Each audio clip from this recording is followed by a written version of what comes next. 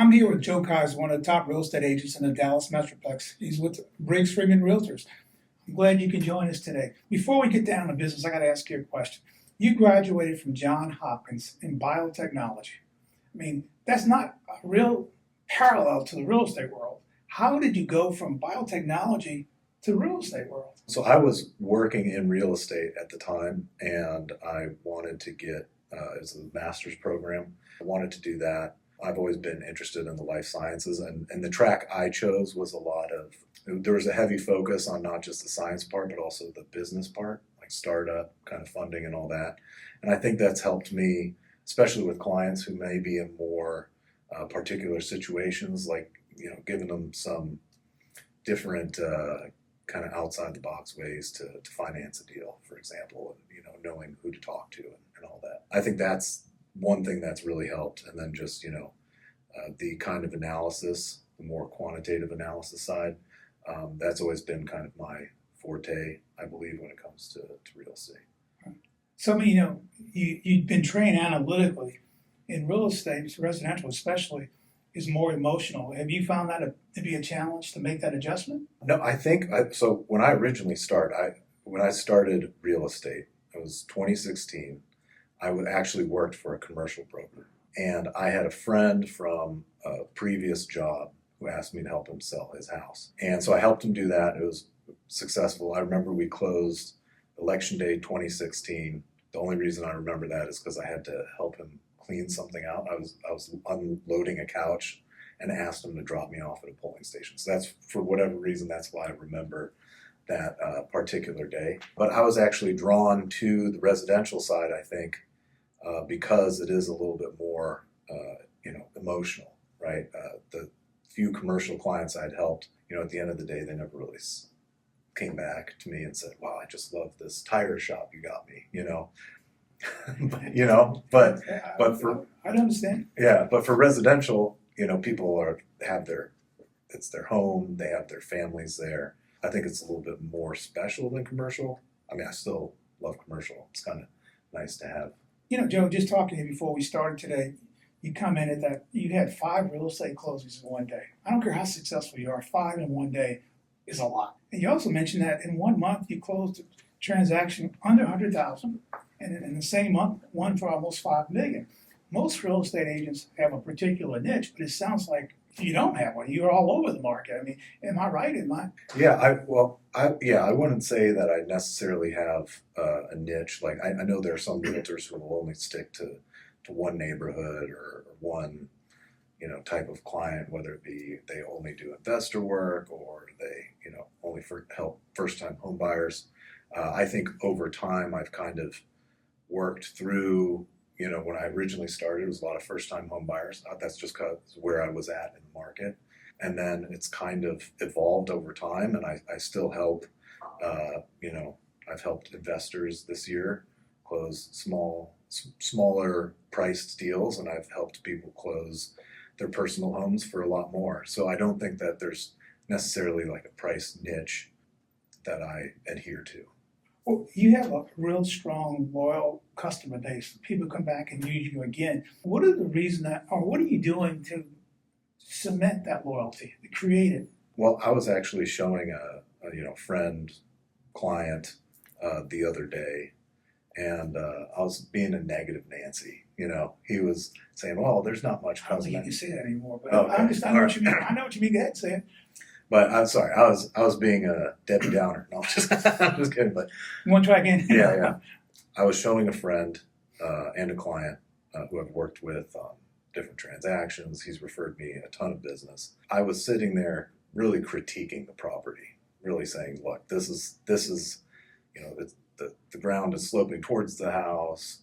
You're going to deal with water issue." I was like really just kind of roasting this house, and I kind of apologized because he had come in there with kind of high hopes.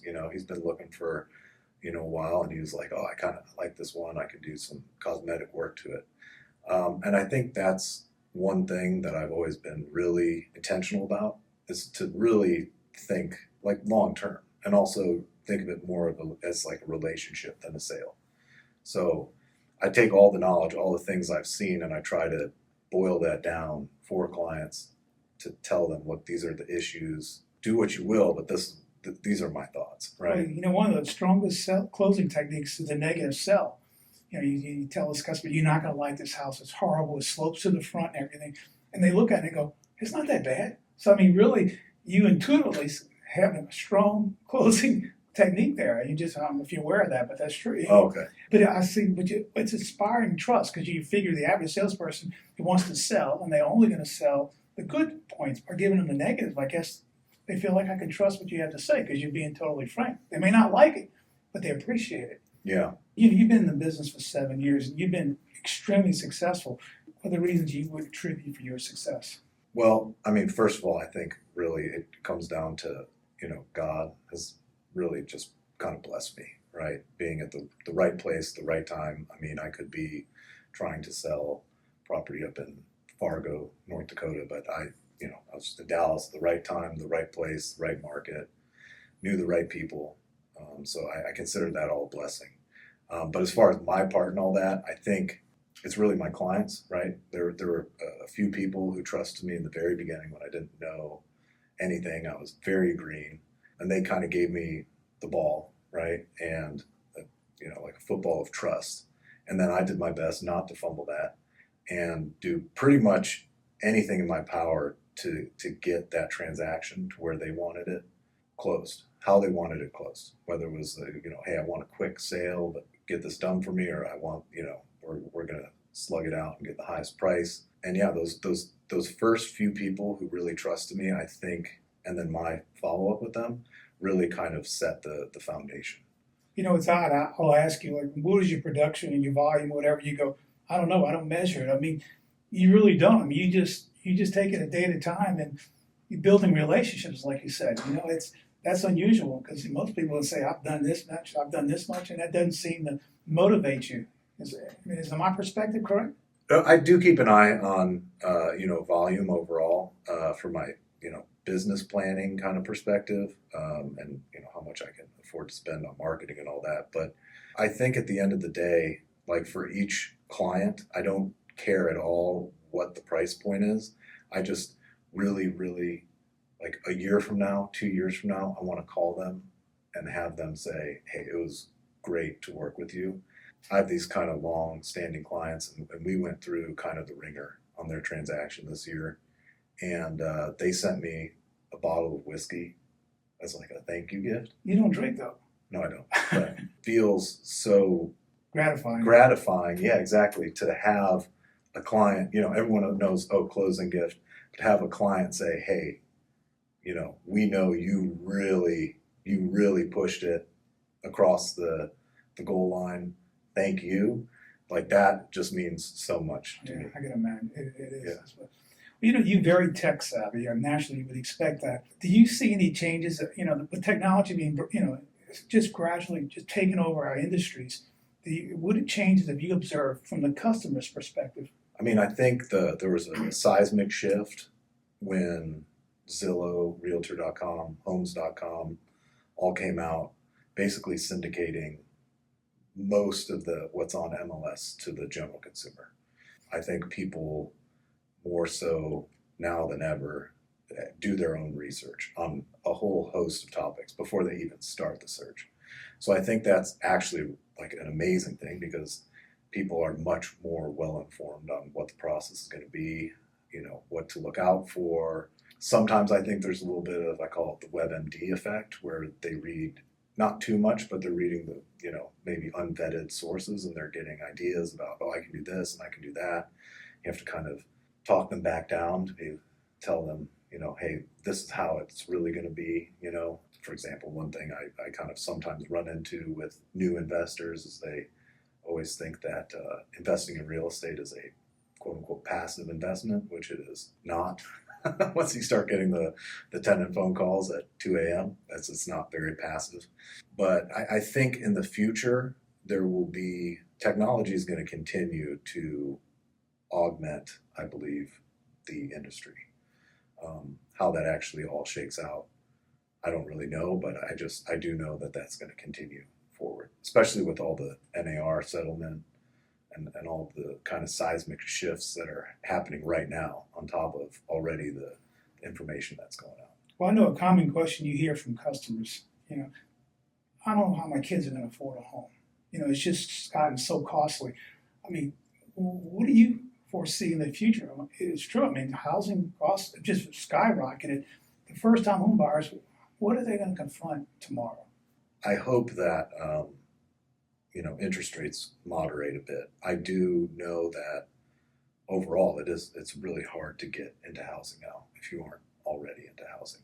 I feel like the shift I've seen personally is that sellers right now are much more willing to work with buyers than they were 2-3 years ago. And prices and inventory right now are moderating. So I do think that in the midterm, I don't know how long it will be, but I think there will be a kind of softening of this really hard market that we've seen, and people will be able to potentially get rate buy downs. I've seen a lot of seller credits to buy down the rates, which you probably know all about. It's just a more collaborative market than it was 2 years ago when it was just incredibly one-sided. What are the most common fears you hear, say, buyers voice about the process, searching for homes or whatever? What is so common across the board, price ranges? Well, I think the first one in the process, in the search phase, is it's kind of like when you're looking for a home, it's kind of like dating. Okay. And people. You're really pushing this envelope. Sorry. But people, they might walk into the house that's perfect for them, and it's the first one. And they say, well, I don't, it's got everything. It checks every single box, but they want to see some more, right? They want to, date around, look at some other houses. So I think there's kind of a fear of, it's a big monumental decision. So I think some people have this fear, like, am I making the right decision? Is this the right house for me? And again, with all the stuff on the internet you're reading, look out for this. You see these horror stories. There's just HGTV, I think, is frankly one of the biggest disservices to first-time home buyers. You should not, if you're a first-time home buyer, you shouldn't watch it. Just because, I think some of the costs they put out there for rehab are unrealistic. But yeah, I think overall that's the biggest fears all revolve around. It's the biggest financial decision most people are going to make. You mentioned that if you do make a bad real estate decision, for some reason, whatever it might be, that time heals and corrects all errors because prices are always rising. So I think that was a really smart perspective of yours. That you can only make the best decision. You make the decision today with the best amount of information you have today, and just know the future will take care of itself. I mean, that was a lot. That's experience speaking there. Yeah, because I think at the end of the day, I mean, I remember in my own career, which is only 7 years long. I mean, I'm not an old vet like some of these people who've been doing it 20 years, but I can say without a doubt, there have been people who've purchased homes, and I was talking to another client, another buyer just the other day. I was saying, reminiscing with him, you remember I told you, I think this one's it's priced a little bit high. Now it's not. Right. That was in 2020, actually. And now that house is, you can't find that anywhere. Yeah. So that's also something that I've really added to my practice of real estate is I give all the information I can at the time, and I let my client decide. And I want them to feel comfortable making that decision. It's a big decision. I want them to make it and feel comfortable. And that's kind of what I always follow up with when people say, well, what price should I pay for this house? And I just tell them, I said, look, we've looked at comps, we've reviewed it. What do you think it's worth? Because at the end of the day, residential homes especially, because they're conforming products, they're all different, especially when you have some that have been updated, some that haven't. They're kind of more like pieces of art. It's like, what is this Monet worth? It's really what two people are willing to pay for it, Good point. Well, you're a new father again. I mean, babe, how old is your new child? I got a 2-year-old and a 4-month-old. 4 months. I mean, has that 4-month-old change your perspective at all? On what partition? Say Just in a general? business. In a business. I mean, does it open your eyes? Does it give you a different perspective about what you do every day? I mean, on one hand, yeah. I mean, I think that overall, like policy-wise, like I think we need to figure out as like a nation. You know, I hope to God someday my daughters can buy a house and have that kind of quintessential American dream. So I think there are some things that kind of need to be figured out with the housing prices being unaffordable for everyone. I have no idea what that would look like or how that could come about, but that would be something I think that's added a perspective that's been added by having children. The one thing it's really made me realize living in my own house and having these two little daughters, and they play and I tend to sometimes see homes too sterilely, if that makes sense. It's just like it's sticks, it's wood, it's got a brick veneer. But I think it's really given me the perspective that every house truly is its own home. And, you know, I've heard some people say, oh, that these people think their house is worth too much, you know, like it's just this house. But for that person, that is their home, you know. So no matter what it looks like on the inside, no matter whether, you know, if they've been taking care of the yard or not, I've tried to bring that perspective to every client that like this is someone's home. So it's almost a sacred thing to be able to help them with this and to, you know, really walk them through the process. It's not just sticks. Even if it's got shag carpet from the 70s, it's still their home. And that's a special thing. We have a saying in Louisiana is the proof is in the pudding. You've been very successful, so I wouldn't change anything. Keep doing what you're doing because it's working for you.